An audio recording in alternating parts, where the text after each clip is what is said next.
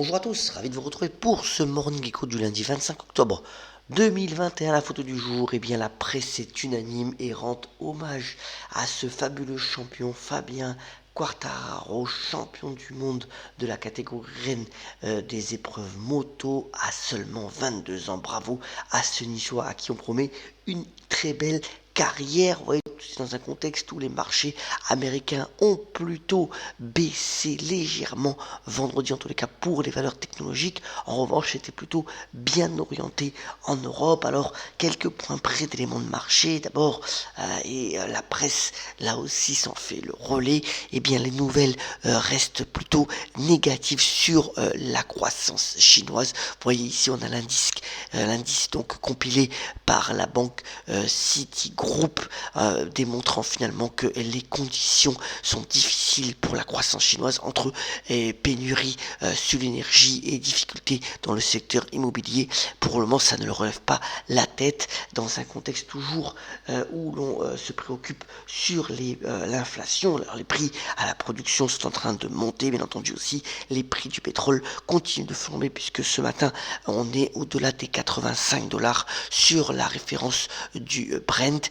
Madame Yellen, qui est l'équivalent de notre ministre des Finances aux États-Unis, parle encore d'une poussée des prix au moins pour le premier semestre 2022. Bien voilà, tout ça ça crée un contexte où l'inflation reste un mot très utilisé et très présent pour nos économies, et ça affaiblit déjà une partie du potentiel de croissance. Dans le même temps, vous voyez qu'on a les nouveaux retour en France, nouvelle prévision de Bercy pour le déficit. Alors la croissance est quand même assez dynamique en France jusqu'à aujourd'hui, a permis finalement de créer 10 milliards d'euros de recettes fiscales supplémentaires, mais en contrepartie il y a eu des nouvelles dépenses. C'est pourquoi le déficit public pour cette année devrait être à 8,1%, pour l'année 2022 à 5%, ça va être quand même assez considérable, mais ça permet finalement de surfer sur un rythme de croissance assez important où le consommateur sera la donnée clé, et donc en fonction des anticipations d'inflation, on verra si ces prévisions de croissance économique peuvent être avérées.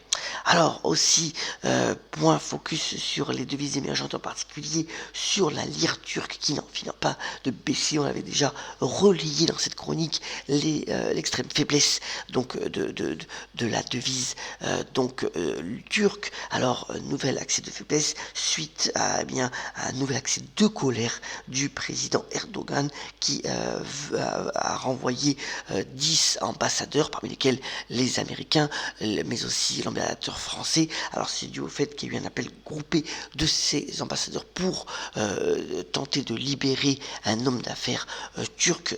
Ça a mis en rage le président turc qui les a considérés persona non grata, et on voit que mis à part le fait que l'inflation est très importante en Turquie et donc met en difficulté la lire turque, ces problèmes géopolitiques ajoutent donc au discrédit. Pour le moment, c'est près de finir. L'objectif contre dollar, c'est 10 lire turques à terme. Autre point aussi, c'était une négociation qui avait du plomb dans l'aile et qui a finalement échoué. C'était la reprise donc de la banque Montepaschi par Unicredito.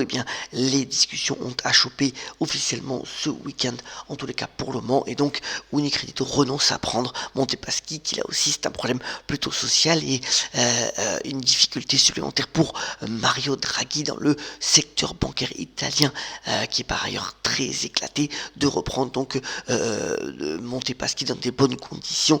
La banque fait face à des difficultés énormes, des pertes astronomiques, et donc le lien avec Unicredito pour le moment a été coupé. Alors, du point de vue des crypto news, vous savez que le Bitcoin a atteint son niveau record la semaine dernière, aux des 67 000 dollars. On est à 61 100 aujourd'hui. Énormément d'initiatives se créent, bien entendu, au niveau des crypto-monnaies. Voilà une qui fait pas mal de bruit dans la presse ce week-end. C'est WorldCoin. WorldCoin, l'idée est finalement de scanner de votre iris des yeux et puis de le numériser. En contrepartie, vous bénéficiez d'une partie de WorldCoin, cette monnaie basée sur la technologie Ethereum. Alors la société société a levé 25 millions de dollars, valorisant la startup à 1 milliard de dollars. Alors, c'est un individu bien connu des crypto-monnaies, Sam Altman, qui a mis au point ce projet. L'idée est donc de pouvoir étendre les crypto-monnaies aux pays émergents, puisque pour le moment c'est dans 12 pays, essentiellement des pays émergents, que les iris sont scannés puis numérisés.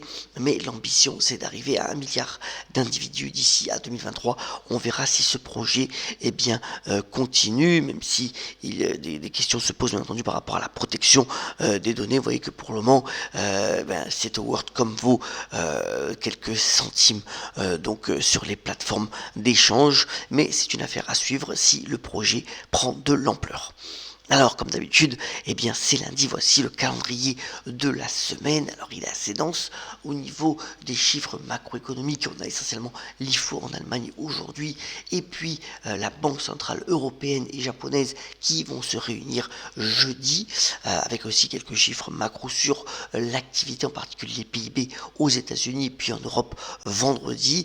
Et au niveau des résultats des sociétés pour le troisième trimestre, là, on rentre véritablement dans le vif du sujet. Vous voyez qu'on est énormément de chiffres attendus parmi les GAFA, donc les grandes entreprises technologiques, qu'il s'agisse de Google, d'Apple, d'Amazon ou de Facebook. Facebook qui d'ailleurs publiera dès ce soir dans un contexte assez délicat.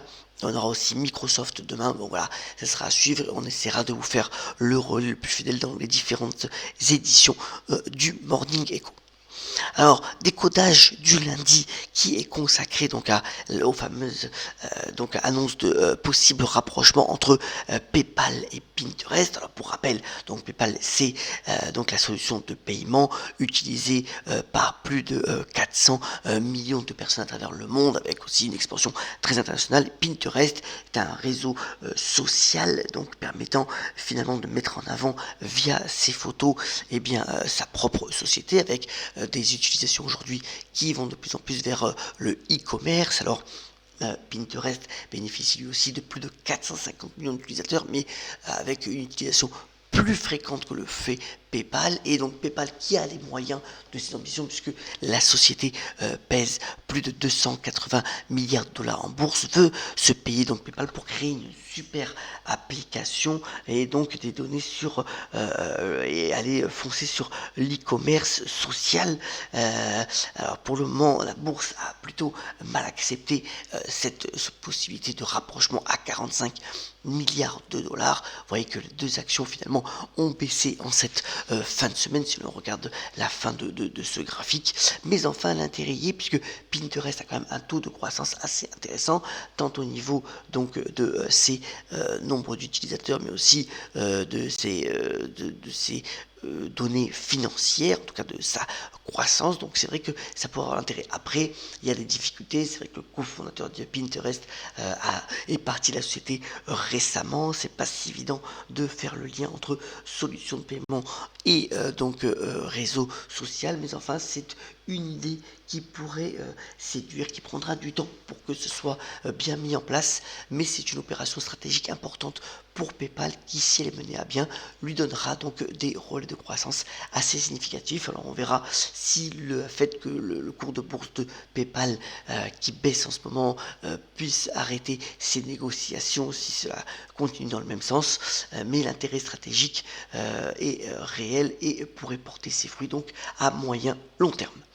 Alors, comme d'habitude, donc le lundi, la rubrique What Else, 2 points. D'abord, allez chercher vraiment dans vos greniers. Si vous n'avez pas d'ancienne Nike, vous voyez que cette paire qui avait été portée par Michael Jordan lors de sa première saison en tant que rookie, son 5e match, a été vendue par Sotheby's à 1,47 millions de dollars. C'est quand même assez considérable. Donc les anciennes paires de Nike, on le vend en poupe, surtout celles portées par des stars. Et puis si vous êtes à Paris, puis si vous êtes en congé pendant ces prochaines semaines, eh bien le spectacle donc de Thierry Collet, Mentaliste 2.0, est présent donc au théâtre du Rond-Point pendant 2 semaines. Et l'idée c'est d'utiliser les nouvelles technologies pour pouvoir faire un spectacle haut en couleur, bien entendu, avec pas mal d'illusions, qui utilisent donc de nouvelles applications. Et selon l'avis des critiques, c'est un spectacle, bien entendu, haut en couleur. Terminons ce Morning Geek en vous souhaitant une excellente semaine par la citation de Pablo Picasso, qui aurait fêté son anniversaire aujourd'hui et qui a notamment déclaré: on met longtemps à devenir jeune. Très bonne journée, ayons la pêche, soyons solidaires et on se retrouve très prochainement pour un nouveau Morning Geek. Excellente journée à toutes et à tous.